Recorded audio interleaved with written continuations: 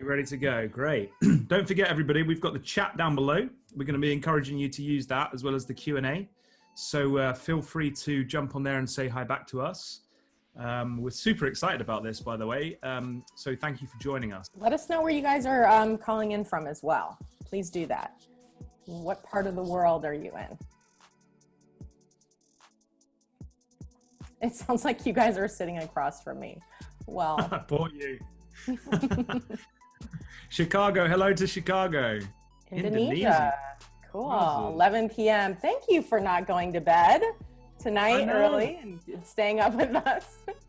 There's Gillian. Hi, Gillian. Leicestershire, UK, around the corner from me. Let's see. Sarasota, Florida, sunny coast of England, Dutchland, Texas. All right, Chris. A cuppa, says Gillian. Very, very English. I like it. What's a cuppa? A cuppa. Do you not know this expression? Actually, it's basically, you know, English for a cup of tea. Ah. A cuppa. Okay. This is what we do. Only for tea. You can't have a cup of wine or a cup of whiskey. No. Just a cup of tea. Okay, good. Myrtle Beach. Hey, Jessica. Alyssa is from Florida. Let's see. Cheshire. Hello, Allison. Also, Leanne from Dubai. Hi, Leanne, and all the guys at Balcony 8. Pebble Mag, hey.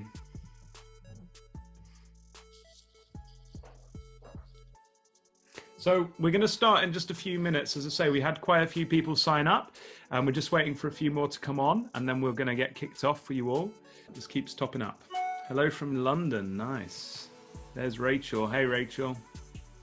Oh, let's see. Hey. Hello from London, UK. Ashleigh, I really like Rare Breed. Thank you. Great reference. Thank you so much. Hello, all from India. Hey, Victoria from India. It's about time we get started. I'm assuming some other people will start to continue to join in, but we want to maximize our time with you today, and we've got lots of goodies to share. So I think, how's everybody feeling, Sunny and Matt, about getting started? I'm feeling great. I'm feeling great. So I think really the thing is to say welcome to everybody and thank you for joining us. As I said just now, like really ideally, it would have been in kind of better times really, but we are where we are. We're here in the midst of the at the start really of the global pandemic, and you know, we know businesses are feeling it. Businesses are in absolute pain right now, and that's why basically Ashleigh, Sunny, and myself, we kind of got together a few weeks ago, and we were like, well, how can we help? You know, that's basically where this has come from. And so what we decided was, hey, one of the ways we can just help is probably as quickly and as easiest as possible is get our heads together, come up with some kind of key thoughts that we're seeing through our experience, and hopefully offer some ideas to you guys. I think the key thing to say here is that everybody and every business is going to be in a completely different situation, and we're aware of that. However, we're hoping that the ideas we're going to share are going to add some value, and if you know, I'm hoping at least one tiny little thing in what we share will be of super use to you. And even if you just take one thing away, we'll be very grateful, and we think we'll have done our jobs. Just a quick note on really kind of who we are, I guess, is probably worth sort of just very briefly. It's not about us, it is about you, but it's worth talking about. Sunny and Ashleigh and myself, we all work with leadership teams. We're all brand experts. We advise leadership teams basically on how to create meaningful brands, customer experiences, and employee experiences that kind of help people stand out and have a kind of massive traction in the world. So that's us really. I don't really want to say any more than that. You can look us all up. We've got our LinkedIn's on the screen. We'd love to connect with you. Any questions, anything, even afterwards. We'll do our absolute best to get back to anybody who's tuned in and has any thoughts. Yeah, so look us up and connect with us. We you know, we're here to help. That's it. That's really where we're coming from on this. So the couple of things before we get into it. We're going to go into the structure, but I wanted to just set the scene. Anyone that's done any work with me know that I'm very pedantic about definitions, because I find that you know, language defines reality. Okay, so One thing we need to get out the way very early on is the definition of brand, because everybody's got their own kind of slight definition. A lot of people still define their brand as a logo, a set of fonts and some colors. And if you've tuned in to hear that, how to lead on that front, this is not your seminar or webinar, to be honest, because we're going to use this very wider semantic meaning of brand, which is the meaning people attach to you and your offer. And what that definition does is, A, it's far more useful, and B, it's kind of scary, because what that means is that you as a business leader do not really own your brand, because it exists in the hearts and the minds of the people that perceive it. It's in the eye of the beholder. All we can do is ping out the right signals, is to create the right motions, so that we get people to attach the right meaning to us. So that's kind of the definition. Everything that we're going to talk about in the rest of this is going to be based on that. You know, when you think about it with that definition, you know, and you think of a brand, any brand you like, put it in your mind. If you think of that brand, you're going to think of how it speaks, how it, in terms of its tone of voice, how it dresses, in terms of its creative, its advertising, its look and feel, its kind of imagery, its behavior, you know, who it decides to source its materials from, whether it pays its taxes or not, you know, where it kind of what exactly it does for us as well, you know, in terms of the actual things that you get from that brand, the change it makes in your life. It does things for us. And finally, the brand will exist on the basis of a set of beliefs. And in today's corona-infested world, that last one there is going to be crucial to guide us through. And we'll be talking about that as we go through. But all of those things kind of come together into our audience's mind, and they then attach meaning to us and ultimately decide whether to join us, whether to buy from us, whether to be with us. So I hope that is helpful to people. We just wanted to get that out of the way. I do think it's ironic that branding has a bit of an identity crisis. So we have to always kind of define that straight up. So I hope you don't mind me just doing that for you. So what are we going to be doing? Right. We've got some exciting stuff, as we say. We've got Sunny, and she's going to kick us off with lighting the leadership torch.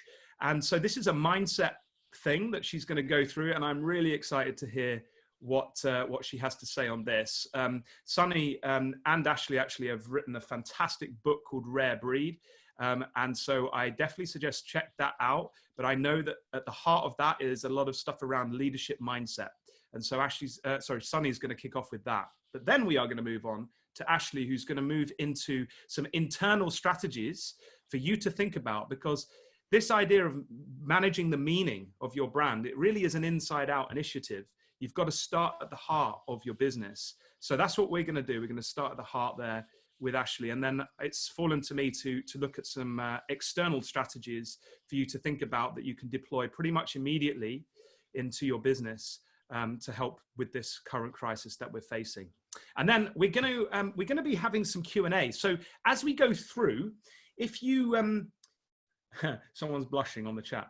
I look like I'm blushing, by the way, but anyone who's worked with me will tell you I go red all the time. So like nothing, like anything could happen and I go red. So I'm not blushing. I assume that means Sunny's blushing because I'm being nice to her. But what I was going to say is regarding the Q&A, if you have a question at any moment, hit the question in the chat, or in the, I think there's a special Q&A like little section actually. So you can chat generally in the chat, but if you've got a specific question, it would really help us out if you open up the Q&A box, which you should see to the bottom of your screen, and you can actually ask a specific question. So that will be really helpful. Anything we don't get time to address here and now, we're going to do our best to address after the event. And so I hope that will be really helpful to you. So without further ado, then I will hand over to Sunny really to speak to us all and to kind of get us in the right mindset, to give us a good rah-rah on light the leadership torch. Thank you all for joining us today. To say this is a great time of uncertainty is kind of like saying Hurricane Katrina was just some summer squall. You know, this abrupt shutdown of half of America, it's not just uncertainty, it's really a total mess.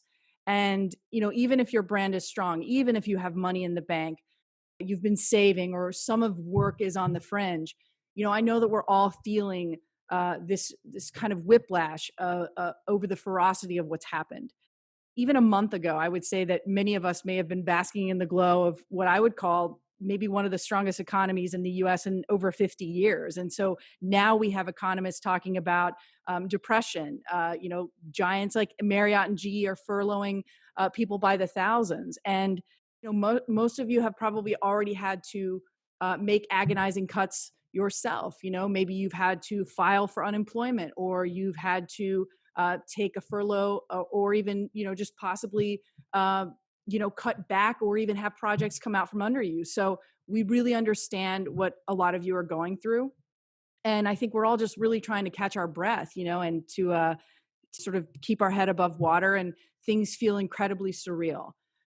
But if the business landscape is scary to you, imagine how it looks to your teammates, imagine how it looks to your customers, imagine how it looks to your clients. If you're feeling scared, basically everyone else is terrified. If you're confused, they're totally lost. I got to thinking about, well, what is this sort of paralysis that's happening amongst businesses? Because I'm kind of seeing two sides of the coin, right? Some people are really getting innovative and creative, and then I see a lot of people who are in complete paralyzation. So if any of you have ever read the classic novel Watership Down by Richard Adams, it's about the adventures of a community of rabbits. So completely stay with me here, because I'm going to connect the dots here in a moment. But basically, there's this concept from the book that really captures kind of the time that we're living through. And it's this idea of going Tharn. So Tharn, Tharn. So what happens is a rabbit that goes Tharn becomes so paralyzed with terror that it literally sits frozen and helpless and kind of waiting for, foxes and essentially the enemy to kind of come in for the kill. And that really is what happens to people in times like these. And I'm seeing so many people kind of go Tharn. And it really was a connective point for me, because as I was thinking about, why is that? Why do some of us do that versus others? And what happens when the bravado that we naturally have, what really drives us to come up with like big ideas, but like those qualities like kind of quickly evaporate. And even the best and the brightest of us sort of sit stunned, looking around, wondering what in the hell is going on. That's just not what great leaders do. I want us all to think about and understand that courageous visionary leadership, it's never been more important than it is right now. Not one company is going to come out of this totally unscathed. And these dark times are when leaders are made, they are born, and they are created and emerging when they are able to dig deep and kind of find this empathy and find imagination and find guts. And you really surprise yourself that not only are you're more capable than you thought you were, but that you become the leader that others are going to look to answers for. And that is what I'm seeing will be the difference between the brands who get back on their footing quicker, is because when dawn breaks, they will have snapped into a leadership position. They will have snapped into the right mindset versus allowing themselves to go Tharn. It really does seem like unprecedented times, but if you think about it, like every generation has had these types of things or obstacles, like strife, the industrial age, the digital age, and even on a smaller level, like disruptive companies that are sort of overturning the old guard. Like these situations have always threatened millions of businesses, and forced us all to rethink our strategies and, think about like what we do in times like this. Surely I would argue that this is probably one of the most unprecedented things that I have ever seen, or that I've, when I'm talking to other leaders and I'm talking to other, colleagues, like they've never really seen anything like this in their lifetime. But I do think that this is a time when we can actually shape our brands and companies during this time if we rethink how we are approaching business entirely. Matt had mentioned rare breed. So, when Ashleigh and I wrote Rare Breed, A Guide to Success for the Defined, Dangerous, and Different, we discuss in it why some people are rare breeds, why there's a certain kind that's sort of unordinary among the kind, and what that actually means. Why do some people stand out, and why do others fall back? And what we learned after studying leaders and leaders over, not only the course of our 15-year career in working at Motto, but also when we were writing this book, we studied leaders and leadership behavior. And what it really taught us was that each one of us brings to the table a unique set of traits that only belong to us. And it doesn't matter what table you're sitting at. It doesn't matter if you don't have the same job or that you've been cut from a job. What Rare Breed teaches us is that we can make a job. We make a job with the gifts that we have. And so I just want to kind of challenge us all to think about a great leader, a rare breed, whatever they are in, whatever they are doing. They double down on their strengths. They defy their weaknesses, even when the chips are down. And I think that what I'm trying to kind of get to is this idea of mindset, because mindset is your perspective on how you navigate and utilize brand leadership. It will literally be the difference between success or failure. And you have to be willing to reinvent. You cannot refuse to change. This chaos is literally the mother of all innovation. And we can ask ourselves, will we just get swept away with the tide, or will we actually navigate this new world given whatever gifts and strengths that we bring to the table, whether it's in our own companies and we have to shift our own companies to do different things, or if we find ourselves as a freelancer, or we're a solo artist, or we're, we're in a company that we've been let go of, whatever the situation is, you can find a way. And so that's why it's really important for us to kind of set the tone for what we're going to get into. And, you might not be that kind of leader right now. You might not think that you have what it takes. You might be very afraid, but leadership is not about not being afraid. It's just about sticking fear in the lockbox and basically giving yourself and others the rallying cry. It's about seeing the path before the path is actually clear. And so I guess what I'm trying to kind of just infuse into all of us is I want to empower each of us to really light the torch. And we're all standing at this sort of edge of the abyss. When we say light the torch, it literally just means be the beacon of hope, not only for yourself, but for others, to give back where you can, and to hopefully see a path where there is no path right now. Your job is really just to have the courage to kind of take the next step. And so how are we going to do that?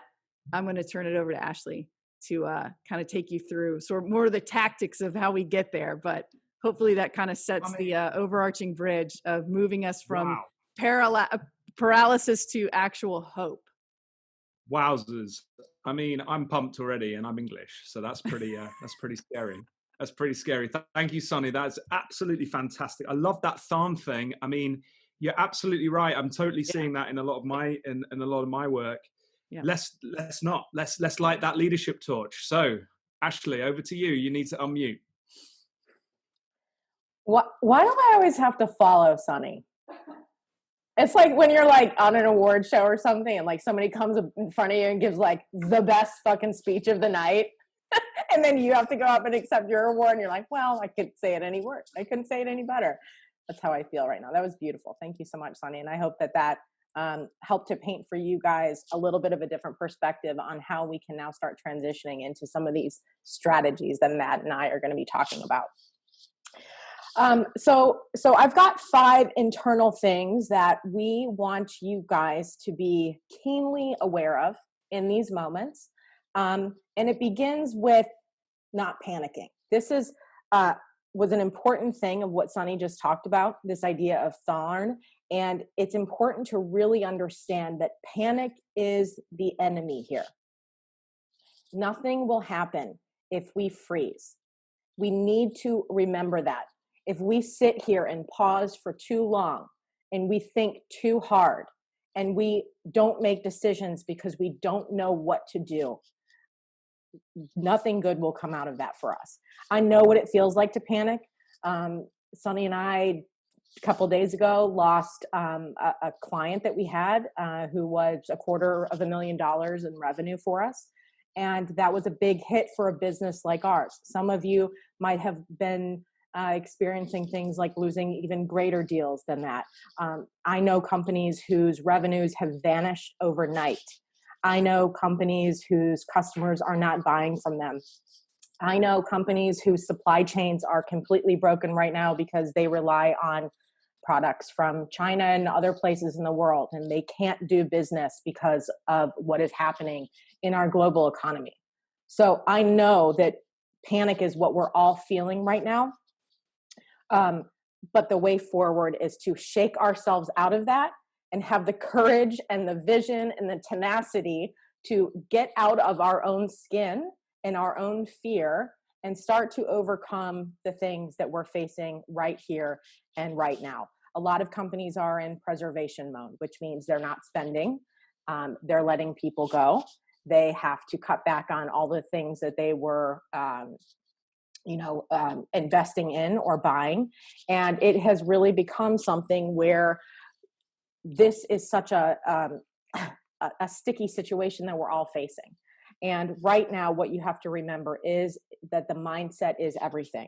Wherever your head is at is where your business will go. So when we think about how difficult this is for companies and leaders and you to navigate, whether that's even at work or within your own families, a lot of people are stuck at home right now and they're even having a hard time leading their own lives, their own families. This is something that can translate even into that. Wherever your head is at, your business will follow. So if you're freaking out, your business is freaking out. If you're unsure, your business is going to be unsure. If you're not confident, nothing will feel confident from you. So panic is the enemy. You have to begin to think about ways that shake yourself out of that equation. And maybe that means getting a little wild with your ideas. Maybe that means starting to think a little bit more outlandish. Right now, risk, you don't really have anything to lose in a lot of instances. So I would reduce the risk. A lot of people don't make decisions because of the risk. And so right now we're in a world where we can take a lot of risk because there's not much for us to lose. So this is a perfect moment for us to be able to really think about what else we can be doing. I know it's a lot easier said than done, but panic from a leadership perspective will not move the business, your brand, your team, your customers, your clients forward whatsoever. So it's really important that you realize panic is the enemy here. Number two, from a leadership perspective, it is so important that you are the one that sets the tone here. When we think about the decisions that you're making right here and right now, about how you act, what you do, what you don't do, how you treat your team, how you treat your clients, your customers, how you're seen in the eyes of your employees, your partners, your staff, your industry at large. This is going to define your brand and your business and yourself for a long time coming afterwards. So what you're doing right now is setting the tone for what you want to be known for. And I think the big question here is, what do you want to be known for? We've got an opportunity right now to really define what that is for us. We can, reshuffle the deck of cards, if you will. We have that ability right now to be able to define for ourselves who we are, what we stand for, what we believe in, what our purpose and vision and values are. And if you're a business who has maybe put those types of conversations on the back burner for a little too long and have been operating in go mode up until this time and just kind of business as usual, let's just kind of be in the game and have not taken the time to really fully identify with what that is inside of you, now is a perfect time to do that, because you can gut check to yourself and you can start to set the tone on who you want to be in the future. And I think that's a really beautiful thing. for the businesses who have a very clear sense of your purpose and your values, this is the perfect time to really lead with that purpose and those values, and really make sure that your behaviors, your actions are in line with those things. So you're setting the tone based on who you authentically are to begin with, which I think is a fantastic thing. All eyes are on you as a leader right now, whether that you own a business, you're in some C-suite position within a business, you're an independent in some way, a freelancer, a makeup artist, whatever it might be, or you work for a company in a marketing position, you are a leader within your business or your own business, and all eyes are on you. So you can't avoid this. You have to stare this pain straight in the eye. There is no way to kind of go around the corner at any of this. So I think it's really important that you need to set the tone, take the action, figure out how you can emerge from this by being something better than you are today. And I think that's what the real opportunity is. If you look at, for the US people, and hopefully this is airing around the world for the people in UK and Dubai and everywhere else that are joining in for us today. But if you look at the governor of New York City right now, of New York, Andrew Cuomo, and you put the politics aside, doesn't matter what side of the political side you're on right now. He is a leader that the entire country is looking to, because he has vision, he has a plan, he has empathy, he has understanding. Think about what you can be doing to be more like him right now. You might not like the guy, depending on your politics, but you can't deny that his leadership is bringing the people of New York together, bringing the people of the country together. And I think it's a fantastic example, because if you can think about, pretending that you're him right now and your business is New York, you could think about how to really lead that in such a way that really opens people's hearts and minds, rallies your team together, and really sets the tone for how you want to be known in the future. Don't hide. The communication is necessary. It has to come often. It has to come with positivity. It has to come with empathy. It has to happen one-to-one as well. So setting the tone, having the communication, being realistic.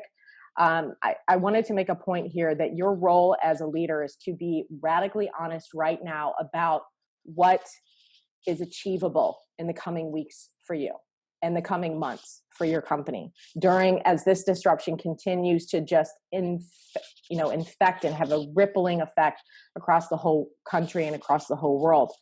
What is truly achievable in these moments, and what are the expectations that you have for the people around you? Setting the tone for what those expectations are. If you need them to step up, you need to ask them to step up.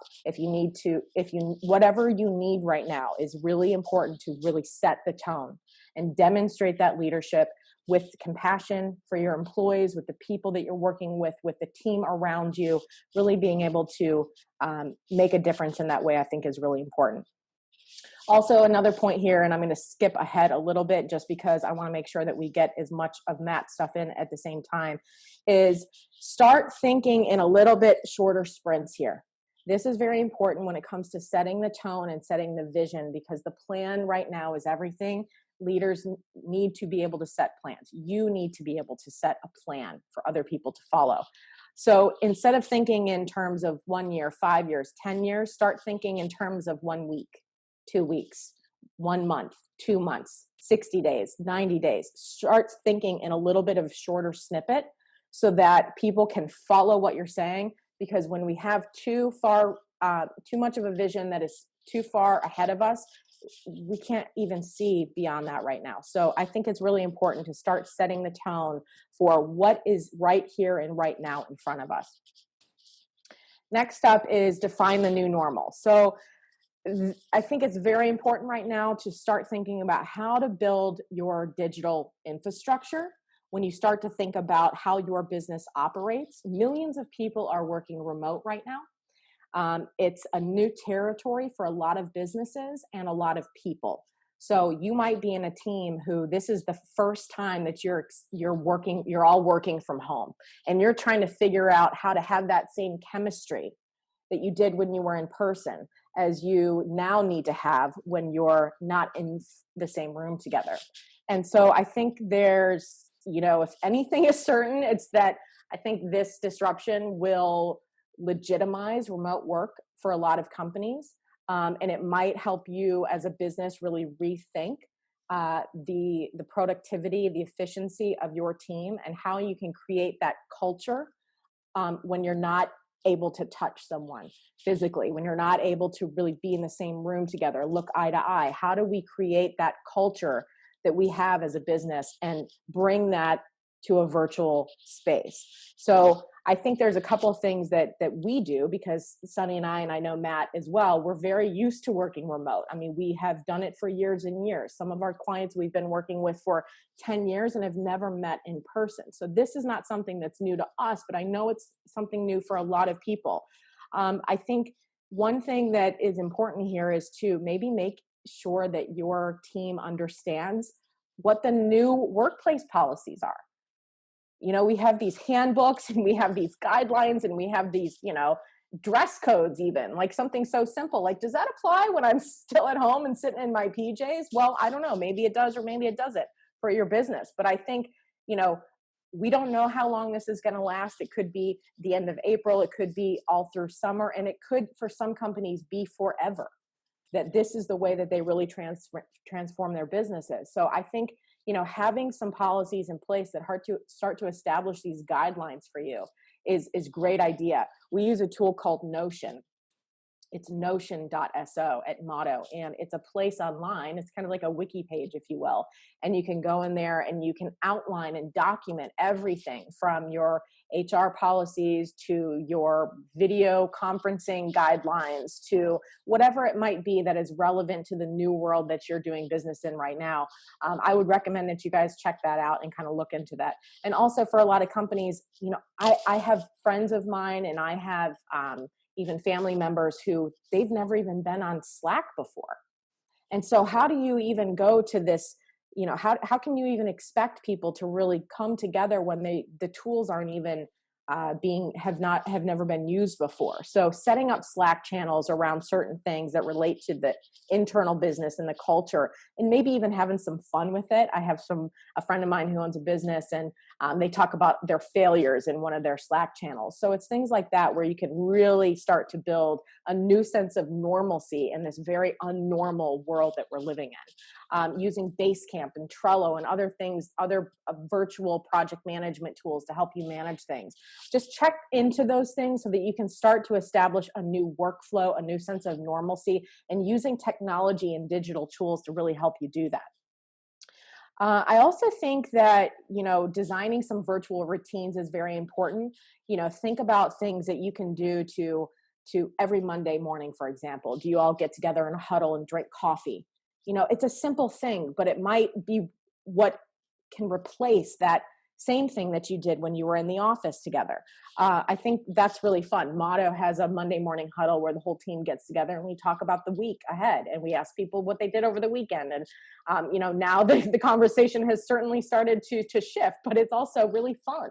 And so establishing those types of things from a personal and professional level, whether it's you're doing happy hour on Fridays, or you're having some one-to-one, meetings and setting the goals and accountability in that way. Whatever it is, create this new sense of normalcy for your business so that it doesn't feel like you guys are just doing something completely different and you can't wait to go back to your other normal thing, because I don't think that thing is ever going to be the same as it was in the past. So this new normal is very important. One more thing, two more things, drive the horses into the sea. And I think this, I'm going to explain what this means, because you're probably like, what? This is actually a chapter out of our book. And I think it's very important because right now is a time of great sacrifice for a lot of us. Before the invention of steamships, long time ago, people used to bring things across the world by way of sailing vessel. And this type of travel was very slow and very difficult. And there was one particular part of the sea that sailors tried to avoid at all costs. And it was called the horse latitudes. And the reason they tried to avoid it was because they could get stuck there if the crosswinds weren't blowing a certain way during that time. So they tried to avoid this area at all costs, but sometimes they got stuck there. Sometimes they got stuck there for days, and sometimes they got stuck there for weeks. And as you can imagine, food and water started to become dangerously low. So in order to save their crew, they had to make a sacrifice to the horses, which many of these ships carried horses during this time. And they prevented the horses from drinking the water so that the people could drink the water. And the captain sometimes would have to decide to throw the horses overboard into the sea. It was a great sacrifice. It was brutal. It was difficult. It was maybe even a little barbaric because some of them were alive. I know this doesn't sound good right now. It wasn't pretty, but it needed to be done. And I think that a lot of companies right now are facing this idea of, what do we sacrifice? How can we essentially jettison the cargo? How do we balance our goodwill and our appreciation for loyalty of our team and our want and our need to take care of everyone around us with our own survival? And that is a very difficult decision that a lot of companies and leaders are going to have to make. And I'm sure you're facing with them right now. But I think the point I'm making here is that sacrifice is necessary no matter what. And it's on your shoulders now to determine what you're going to be sacrificing.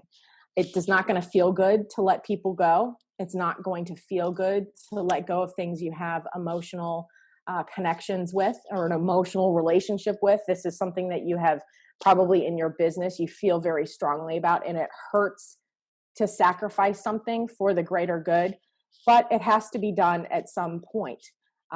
So I think, a couple things you can do here if you are looking at things like layoffs or letting people go in some capacity, instead of laying off your team in rounds, I think it would be better to be able to do that in one cut. Because if people feel like it's just going to have a cut this week, and then maybe next week we might be faced with another one, all that's going to do is create a tremendous amount of anxiety for your team. So if you can make a cut that will sustain you for 6 weeks, 8 weeks, something like that, to calm down your people and say, look, we're good for this time being. You're safe for this time being. I think that's a much better way to go than to make a cut and then another cut and another cut and another cut, because that bleeds out a lot of people and that creates a ton of anxiety. But even look for smaller things too. This could be, your horse could be anything. And it could be something so small. It could be taking a look at your expenses and trying to figure out what we don't need anymore. What can we be doing without?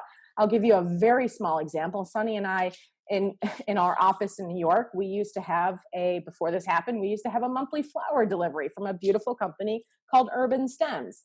And it was a small thing. We loved it. They were beautiful flowers. They, helped cheer people up in the office, but it was not needed anymore. And it was on subscription. We cut it. It was a very small thing, but it led to us looking at every expense that we had to really determine what we needed, what we could cut, and what we had to let go of, even if it's something that we continue to want in some way, shape, or form. But it was important that you cut all of those automated expenses, the things that are nice to have, the little luxuries.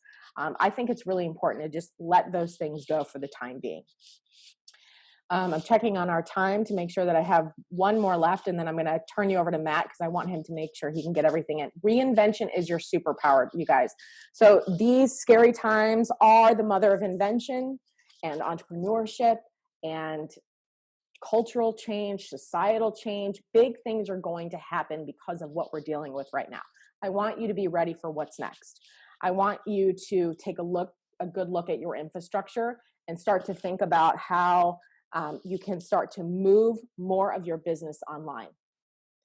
Some of your businesses are not ready for being able to survive in a more digital environment. You rely on walk-in traffic, or you might have a salon, or you might have a toy store, or you might have a bakery or a physical location, something that requires customers to actually walk through the front door to your shop and buy something from you. I think that, you know, I don't ever think that'll go away, but I think it's very important that you start to learn how to transition more of your business online so that you can earn a revenue stream in that way. I'd venture to say that before all this went down, you were probably already struggling with some aspect of your business. You were probably resting on your laurels a little too much. You were probably stuck in some old ways of doing things. Your competition was probably pretty intense before. And I think it's going to be even greater after we all come out of this.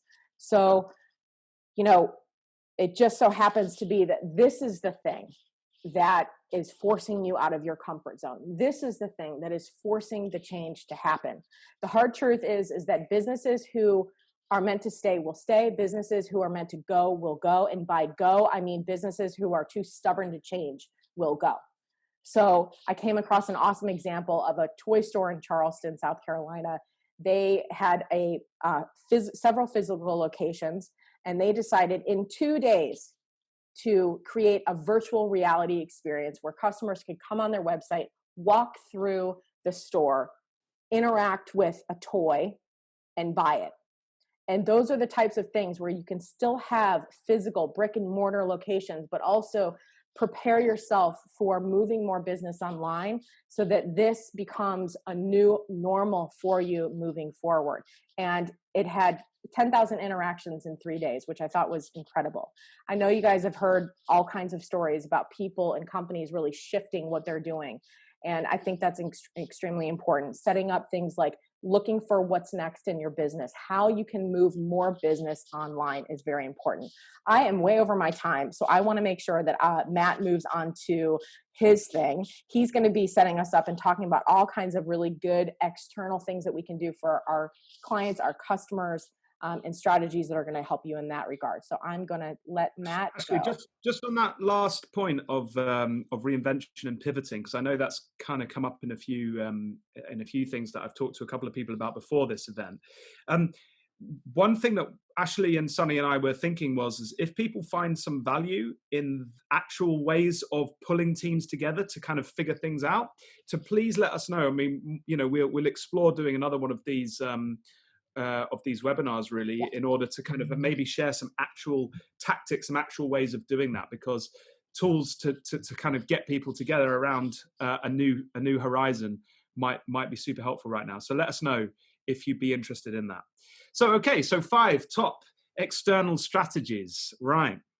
So a couple of quick things before we dive into the depth of this. We said at the start that brand was the meaning that people attach to you and your offer. And we opened up the semantic meaning of it to that wide degree. And so really what we're talking about here is branding, which is the attempt now to manage that meaning, to get to grips with how are our audience perceiving us, right? And so as the coronavirus hit, you know, we were all pinging out messages and signals, and we had shops, and we had our automated marketing going on, and we had all these lovely things. But the whole world is upside down, changes everywhere, as Ashleigh has mentioned.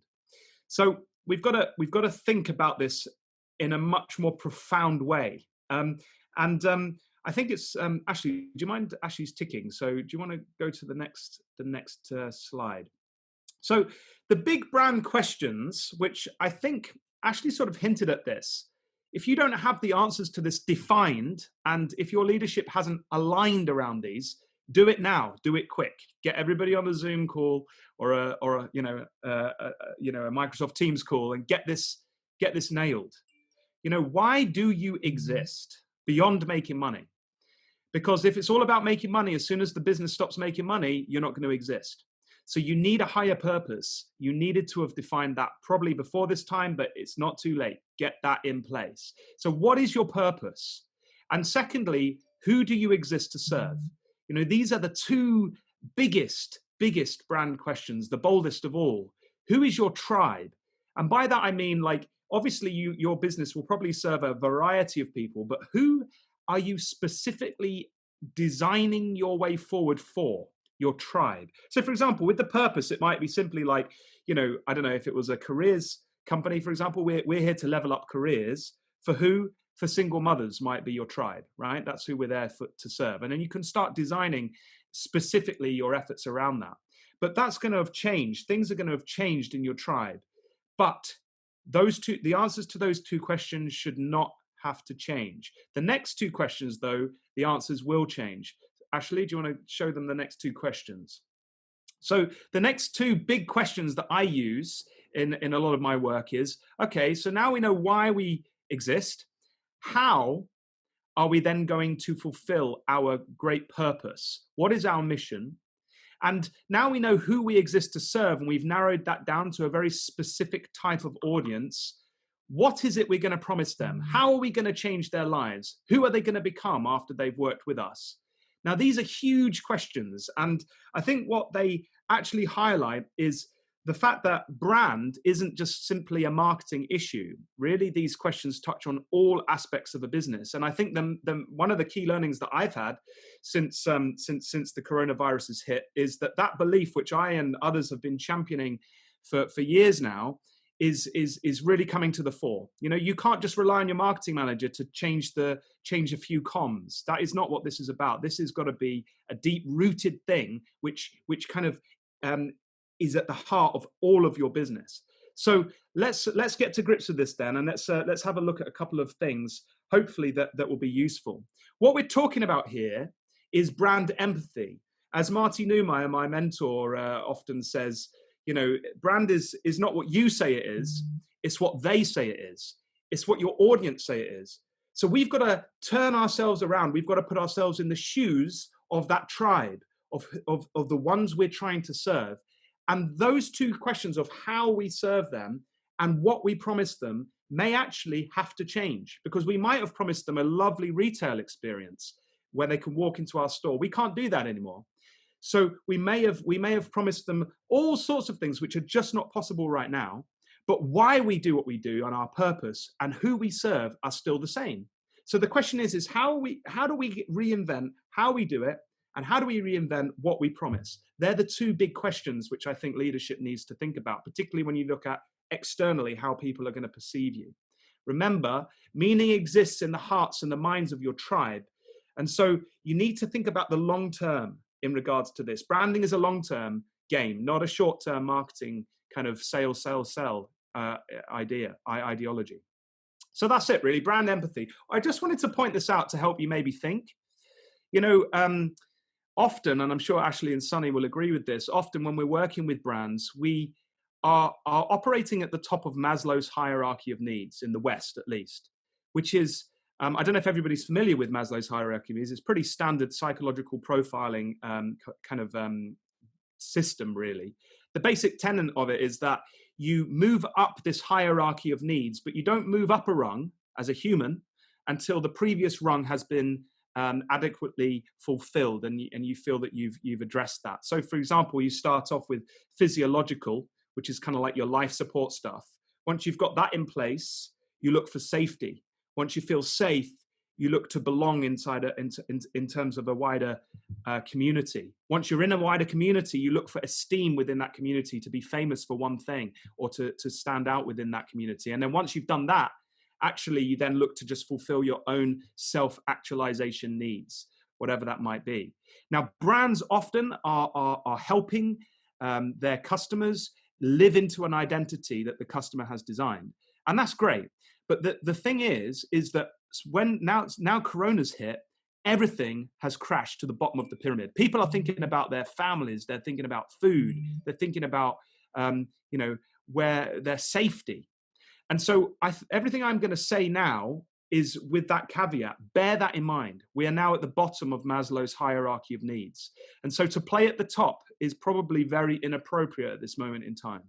So bear that in mind. Let's get through. Number one, this again, kind of comes down to that hierarchy of needs. It's about the audience. Stop talking about you. I think if I get another email from a CEO that I've never heard of before, I think I'm going to bash my head against the wall. Seriously, it's crazy. Stop talking about you. It doesn't matter how hard things are for you right now. It's not about you. It's about your audience. So the first thing I kind of want to suggest from an external perspective is think about your audience. Put your customer first. Think about what they need and what their kind of pain points are. Why are you talking to them from your CEO? Does that add much value? I wonder. So stop talking about you and start putting your customer first is my first kind of point. And by the way, I hope these are not coming across too preachy. Obviously, we're doing, we're pulling on sort of the best that we can to give you these advice. So please, I hope they come across okay. So that's point number one. Point number two, this is crucial, absolutely crucial at these times. I would suggest that you need to set up very quickly listening posts. And by that, I mean, it could be as simple as giving one person in your team the job of listening and producing a listening report every week in your Monday morning huddle, like Ashleigh said, in your routine. What is the tribe feeling? What is the tribe saying? What state of mind are they in? Are they in panic? Or are they starting to come out of that? Because there will come a shift at some point and there will be a change. And so you need to be ready for all of those things. What is driving the tribe? Is it their family? Is it their safety? Is it uncertainty? Is it trying to look after their family? You need to find the answers to this. And what are the nuances of that?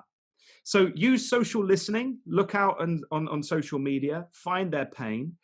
I would also suggest that you can do this another way. Ashleigh says about getting on the front foot, about being proactive.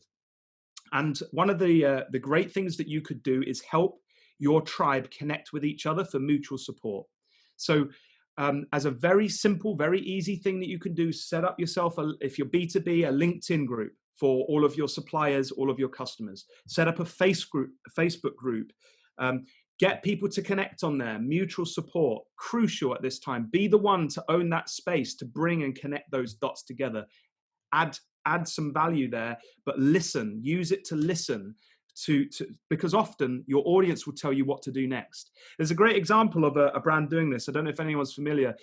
We talked about a cuppa earlier, Ashleigh, but there's a brand called Bird and Blend who sell loose tea here in England, right? I thought I'd use that for our international friends just to live into the stereotype, right?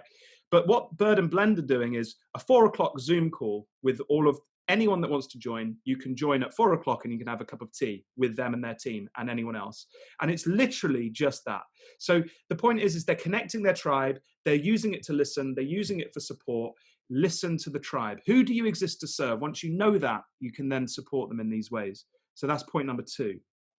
Point number three, I mean, this goes without saying, but it's astounding to me anyway, how many people have not really sort of stopped and taken note of the automated stuff that they're churning out, for example. Like how many inappropriate adverts have we seen? I saw one even just the other day. It said something like, have you been thinking of working from home? This is and then it's trying to advertise this product. I'm like, what do you mean? Have you been thinking about it? It's a thing now. Like you can't get away from it. So have a look at your automated marketing stuff. I would say pause it, really, ideally, because unless you think it's adding some value, just pause it. Think about your tribe. Remember, the brand is what exists inside their heads. So you need to make sure that what you're adding to them is really adding that value. So the other thing I think is quite helpful, I'll just mention here, is that when you're thinking about your tribe, it's quite helpful as a leadership team to get together and define your persona, your audience persona, because as I say, that may have changed in terms of the actual tribe may not have changed, but their desires, their needs, their wants, their problems may have changed. We're all sat at home now. We've got kids driving us crazy, or at least mine are driving me crazy.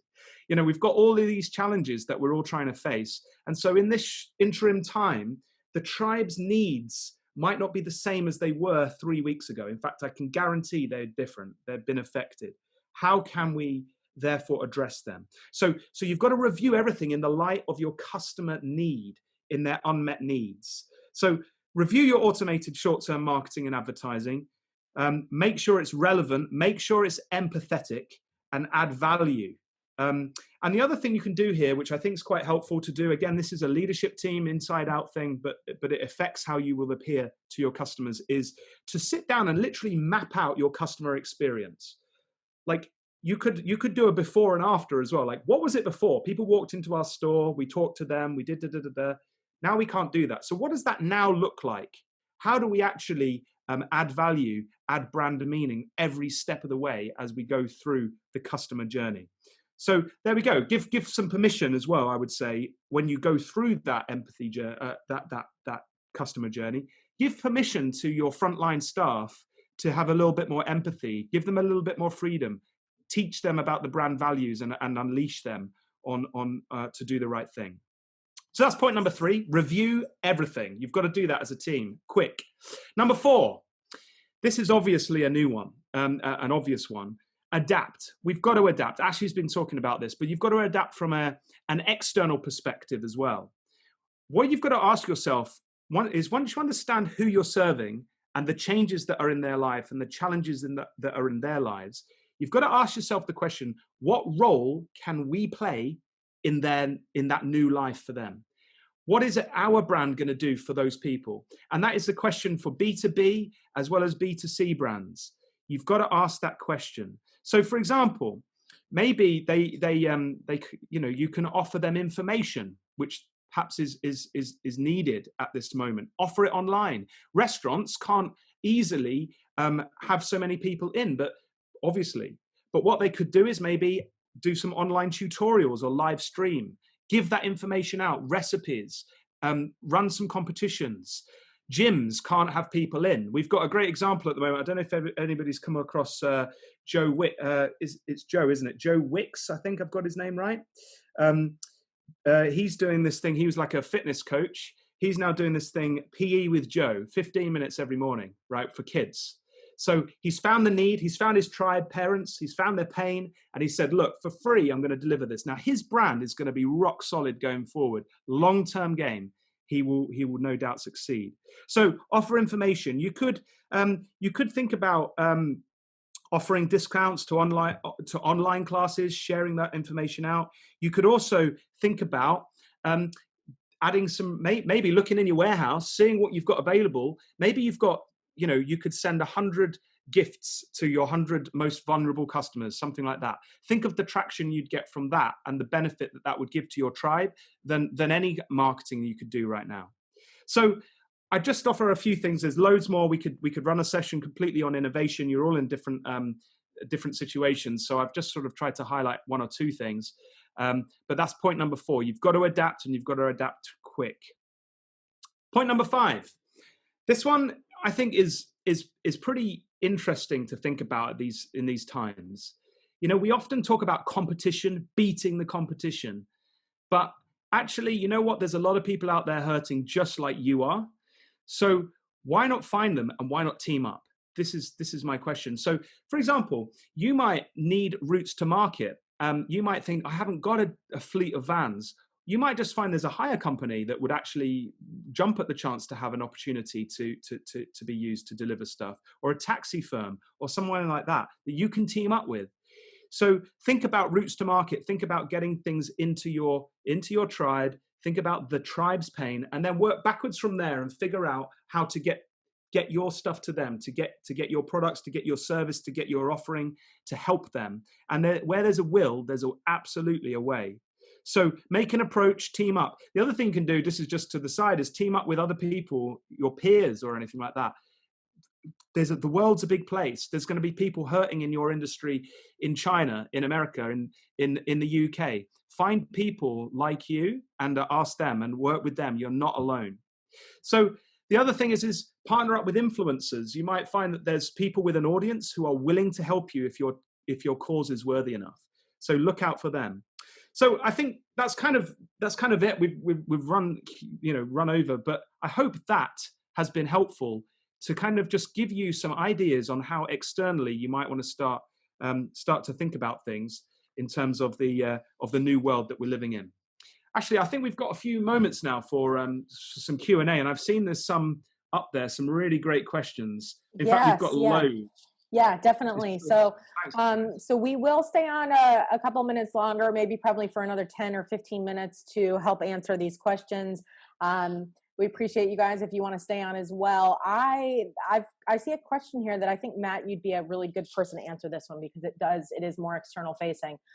Julia is asking, how do you feel that now is the time to reach out to your client base with emails, instant messages, etc., with special sales and with real heartfelt messages? Is that appropriate right now? I mean, that's a really tough question because it depends on your exact context. I would say before you reach out at all, you've got to ask yourself the question, are we doing this for a quick win for us, or are we adding value to our customer? That's what I would say. How is this going to be perceived? If we're trying to sell something in a quick sale, I would just very, very much offer caution around that. I would maybe think about what you are offering in the sale. If it's a product that will add value to someone right now. If you're saying, hey, we've got this quick sale, buy a Gucci handbag for 800 quid. Like, I'm not sure that that's going to go down so well. However, if you're saying, hey, we've got some sanitizer, hand sanitizer that's just come in, and we're offering it at break even cost, I think then you perhaps find it will be a better thing. Now is not the time to try and sell. Now is the time for empathy. We're in an absolute crisis, and it's like what Ashleigh said at the start. How will you be remembered? Longer term. Think about that. I agree with you, Matt. Just to add on that, I've been seeing a lot of sponsored ads on Facebook and Instagram. There's one from a brand that I love and adore. It's a D2C brand. It's a shoe company, Rothy's. I'm sure some of you guys have heard about them, but they're right now advertising these new shoes that they have with little bows on them, and they're cute shoes, but am I going to buy that right now? It just feels like a little disingenuous. And I would rather see a company like that talk about something that is going to lift up maybe their customer, something that really gets in their hearts and minds and talks not just about the product and isn't about something just to sell, but it becomes about something to really say and to talk about. And if you look at the comments on those sponsored ads and you see how people are responding to that, some of it is quite negative. How could you be talking about, selling a pair of $300 shoes in a time like this? You're tone deaf. So you run that risk as well. So I agree, Matt. Now is not necessarily the time to push. Even if it's got a heartfelt message on it, be really thoughtful about what it is you do decide to talk about. Just one thing on that, Ashleigh. One brand that I saw something quite interesting doing was River Island here in the UK, which is like a retail outlet. They sell clothing and stuff as well. And the latest emailer that they sent out was of pictures of their customers who had, they'd run a social media campaign, which was #I'mStayingAtHome4. And then people were holding that up with my dad, my grandma, my boyfriend, my auntie, or whatever. And they were celebrating people staying at home, which is the big thing right now. So I would say what an interesting thing that was. It wasn't trying to sell. It was trying to add value. It was trying to encourage the tribe for the good of the tribe. And so we need to think of things like that maybe. Love that. Let's see. Sunny, I bet there's a question in here for you if you're up for answering one. Let's see. What can you talk about? I would love there's actually a question for me from Jose, but I think you'd be a perfect person to answer this. He asked, would you consider at the time of cutting down costs when we're talking about what horses to drive into the sea, to arrange a general reduction in the wages so everyone can stay on board for the moment until it can start back up again for as long as that's possible. Do you have any thoughts on that? So there's some schools of thoughts on this with regards to whether a reduction in, are we talking about wages to the team? So kind of minimizing the short-term pain, but still paying your team. So I've heard some different schools of thoughts on this. One being that when you reduce pay, it actually can sort of seep into the mindset of the team that you have.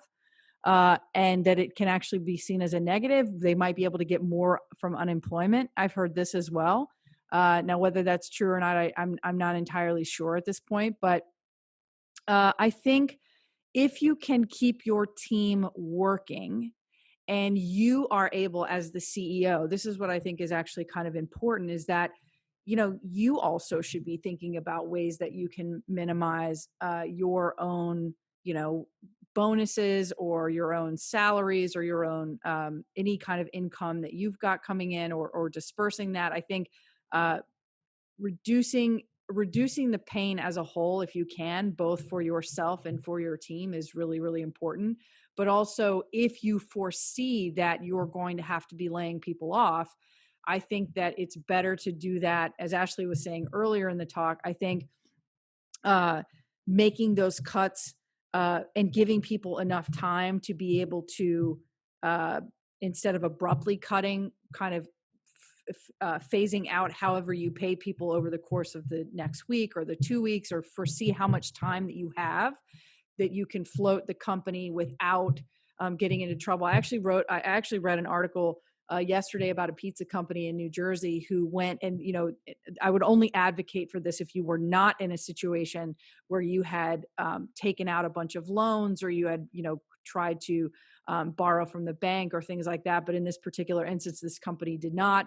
They were able to take a $50,000 line of credit and basically hold on to that and start to pivot the business. And then once they were pivoting the business and they were able to retain some of their staff, they were able to pivot the business and bring money back in. So now that sort of taking that loan is not seen as so much of a risk. But if you're somebody who has no money in the bank, or you've actually not been able to take care of yourself in that way, or you've certainly borrowed a lot of money, or you owe money, I would not even advocate for something like that. But in terms of like the kind of the gradual cuts, I mean, I think that's a team discussion about having one-to-ones with your team, and also finding out what is important to them at this moment. What do they need more of? Is it health insurance? Is it, do they just need to be able to float? Do they want to stay on? You'll find that by communicating and saying, what can we do together to move forward, is a better plan of action than, I think, just to kind of cut people off at the knees. Yeah. Do you mind if I come in there quickly? Yeah, go for it. Yeah, I totally agree with that. I mean, just from in the UK, obviously, we're quite fortunate. The government has been quite nice with their kind of package to us, to most people. I mean, I don't actually benefit from it, but I know a lot of employees will. So that's been quite fortunate. But across the world, obviously, it's not. People are not so blessed. And I'm talking to people who are having to fire people. I would say, though, one of the most important assets you have is your creative people, right? So, I would say, even if you have to let them go, give them an opportunity to help you solve the problem. Give them an opportunity to help pivot. Ask them, say, look, I can't pay you, if that's the terrible situation you're in. But I think if we pull together, we might be able to pivot into a new place where we can, in a few months, start doing that. And you never know, they might stick around. They might be loyal to you, because at the end of the day, they're not easily going to find employment elsewhere. So maybe think about trying to pull together, even if resources are not a thing. Think about being resourceful at this time, and see people might lend you. They might not be able to work 9 to 5, but they might say, do you know what? I will come with you on every Friday, and we will sit down and we will figure this out. So you never know. Think about that. Love that. Thank you, guys. Let's see. There's another question about pivoting. Allison was talking about how she understands the need to pivot rapidly, but what is really the best advice for doing that when your client group, as she says, is in meltdown mode? So the question is how can you pivot, serve, and survive at the same time? Can I take that? Yes. So what the question was is, how can I pivot and survive at the same time? Yes. How can you pivot, okay. serve, and survive at the same time? Okay. So I don't know if anyone's familiar with Peter Drucker, right? Peter Drucker's like management consultant. He was, you know, most of corporations thinking is based on his books and his writings.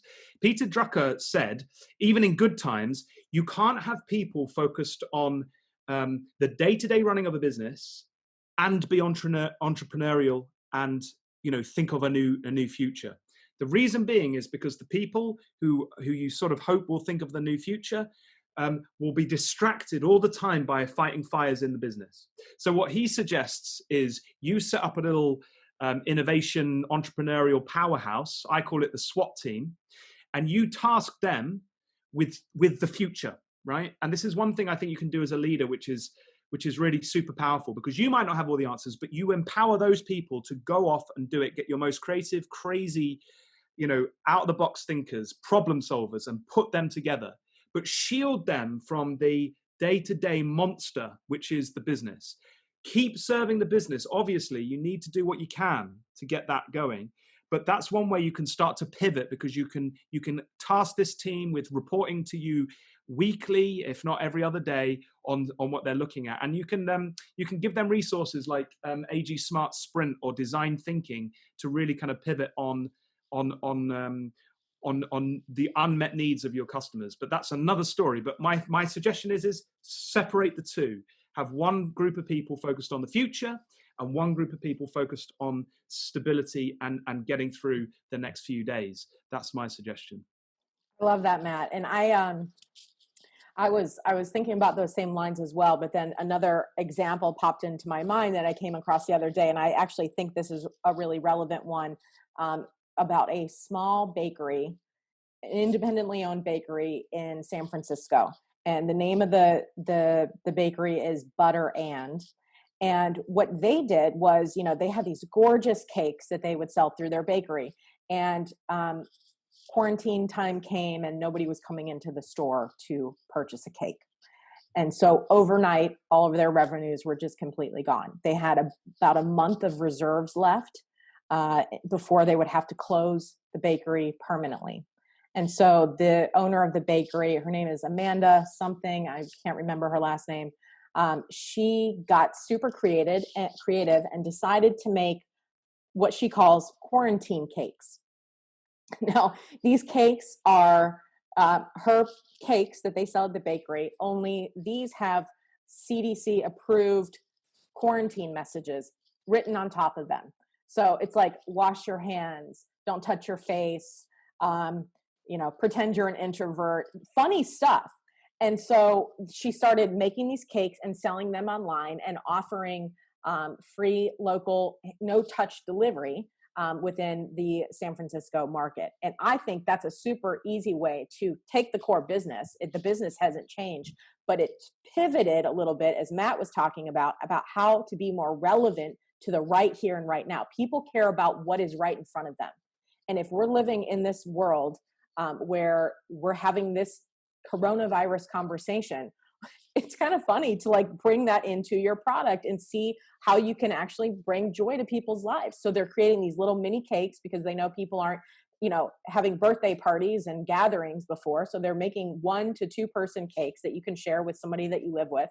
They're dropping them off and they're making these quarantine approved messages. The idea has blown up. They've been busiest now that they have ever been in their entire lifetime of owning this bakery, and it's adding huge value because it's bringing the conversation and the community together. If you go to their Instagram page and you start to see the responses that people are leaving in their comments, it's so fun. They're loving the idea, and they're actually like out of cakes because they can't keep up with the demand. So it's little things like that. It doesn't even need to be any major shift right now, but just keeping your eyes open to what is really right in front of you and what kind of creative things can you do. It comes back down to that question that we were talking about, which is what change do you want to make, you know, in your customer's life? Like their purpose was probably to bring joy to people through the power of cakes, right? Now that's changed, you know, the situation's changed a little bit, but now they can do that through just a slightly, as you say, just a little pivot. Some businesses might need to have a huge pivot, you know, but what change are you looking to make? for your tribe, for your customers. That is absolutely crucial. You know, how are you going to adapt to this new situation? How are you going to add value? Because that's why you get paid ultimately. And at the end of the day, it might just be literally just bringing a smile to someone's face like that company is doing. Yeah. I think that's awesome. Great story. Yeah, good. We're about 1:15 right now. Do you guys want to take maybe one more question or so, and then we'll hop off? This is recorded, so we'll make sure everybody gets a link to this as well. But there's one question in here that I think was really interesting. Let's see. It's from Jessica. If a brand has in the past always been super meticulous about their aesthetic, so right, the look and feel of their Instagram, their Facebook, their advertising, their brand look and feel, and now has a desire to make several of these changes you're talking about, but seeing a lot of starts and stops because they keep putting these new ideas, innovations through their painstaking lens. So this is probably a brand that is very big about consistency, their visual aesthetic, and they're trying to make some changes, but they're probably not getting any not making much traction because they have a perfectionistic attitude about everything has to look a certain way. It's stopping them from moving into the space they want quickly because they're getting in their own way. So they know this, but they can't find a middle ground. They can't find the balance between making sure that we can make the fast changes, but also we know we're very hyper perfectionistic about the way that the brand looks and feels, and we can't seem to find the balance between that. What would we say to this brand? This brand is actually in the body care space, luxury spa market, and all of their wholesale business has come to a full stop. What would you guys recommend, Sunny and Matt? I mean, I've got some thoughts, but I've already talked quite a bit, so I'll let Sunny take the initial question, unless you want me to take it, Sunny. Go ahead, Matt. I'm having a bunch of background noise, so probably better for you to take it. Okay, well, I would say with this, and it's not an unusual thing because we're used to having the luxury of time, right? We're used to having the luxury of putting things through 50 checks before it sees the light of day. Those luxuries are not now a thing. So how do you actually do that? And so it's a question of being agile, and it's a question of being fast. Now, my suggestion on this is to use agile methodology and to use basically swarming techniques. In other words, if you have to get everybody in the room, if you've got 5 people that need to check something, get them together in a chat as fast as possible, and they have to be there and all give their minds in. But ultimately, you have to empower one person or one method to make a decision, whether that's voting by democracy or whether you just have a dictator. You have to be able to make decisions quickly. And so it's a leadership question, and it's a sort of a way of working question. So the way that I like to work with a lot of my stuff, with brand stuff, is I like to get lots of multidisciplined people in the room. Someone who represents the customer, someone who's from the board, somebody who represents, ops, finance, whoever it might be, legal. Get them all in, have your super team. They could be your SWAT team, and get them to make decisions quick. Because you need to be able to respond swiftly. And I know for massive companies, that's a huge challenge. But if the leadership understand that this is not a normal time, and if the leadership are comfortable with their people, which they should be able to empower them to make great decisions for the brand. Mm-hmm. I would also add to that too. Sometimes I don't know if it's about necessarily changing aesthetically as much as it is about changing tone.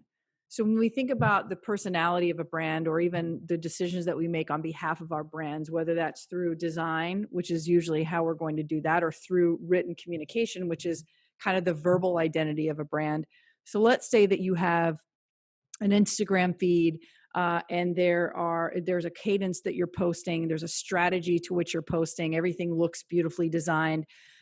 Where brands fail is when it lacks substance. You can have a very beautiful brand that has no soul. You can have a very beautiful brand that lacks substance.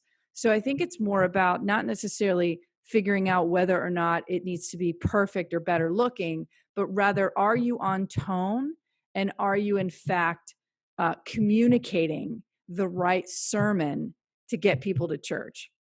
So if you have, a great product And that product in that landscape has shifted. I think, as we've all kind of talked about, it is about pivoting, it is about reinvention, but I think it's also dramatically about not throwing everything at the wall to see what sticks, but rather to actually hit pause for a moment and say, okay, what are we trying to do here? What are we trying to reverse engineer? Which is, we want to build our customer base. We want to build our awareness, but we know that we have to rise above the noise, because the noise is so loud, right? For every single brand, the only thing that's on everyone's minds and the only thing that's truly being talked about right now is this virus. So I think what you have to then sort of say is, okay, let's just take a pause, a moment of pause here for a minute, and actually see what is the message that we're communicating? What is the personality in which we're communicating it in? And figure out whether or not, design or aesthetically wise, you can pivot what you're doing, but still support that with the overarching message that you're trying to get. And then, of course, figure out what your intention is, because if your intentions are no good, you won't get any good out of it. So I think it's truly about reverse engineering what they want, and then figuring out how they communicate effectively through tone, through personality, and then making sure that it has substance, so that, it doesn't feel like a knee-jerk reaction, but perhaps an evolution to something with a little bit more heart and soul than something that's just sales driven. Or, you have to find ways to get out of that mindset, because I know what our natural reaction for every company right now is, like, we need to sell more because we need to bring in revenue in order to sustain. But what that's going to do is it's going to come off as very desperate, and it's going to come off very off-putting. As Matt was saying earlier, I've gotten hundreds of emails from brands who are like, this is our coronavirus protocol. Like, I've maybe have bought a pair of jeans from them like 2 years ago. And I'm like, I've never heard from you, but yet I'm hearing from you now. And it's very odd. Aren't they all the same? They're like all the same. And it's like they pulled a script from like a magic script in the sky that literally every brand went and like pulled from and just copy pasted into their script. I just think those are huge mistakes, right? Like, we're all taking the cleanliness of our offices very clearly, like, we know, so I think that it is about being tone relevant and not being tone deaf, and ultimately infusing substance in the brand right now, because it's going to hurt a little bit. But I think over time, what's going to happen is you're going to see that people will have remembered that your brand took a step forward and did something for them versus taking. Like, sometimes we have to give. So if you can be a brand where you're giving a little bit, and I think you will find that you'll receive.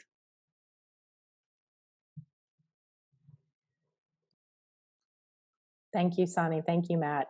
Guys, we're going to wrap up. We had more questions, but I hope that we can do another one of these, the three of us. I hope that we have provided you guys with a ton of insight and a ton of information and a ton of things to think about as you start to make your own decisions about how to be a leader right now and in this moment, and what you can do to better your business, to better your team, to better, the situation that you guys are all facing. So like I said, we have recorded this session. We will make sure that you get a link to be able to view it again. And until then, please take care, and follow us on LinkedIn. All three of us are very active on LinkedIn, and we post some good content, just like what we've given today. So I think that might be also a good place for you to, to catch up with us and to connect with us. And until next time, please enjoy the day. Be safe. Be safe. Yeah, I mean, just on that one, if you wanted us to cover anything in more depth, please do let us know, like Ashleigh said, because we want to add value. We also are trying to practice what we preach and give back. So let us know what you need. Thank you. All right. Thank you, everybody. Take care.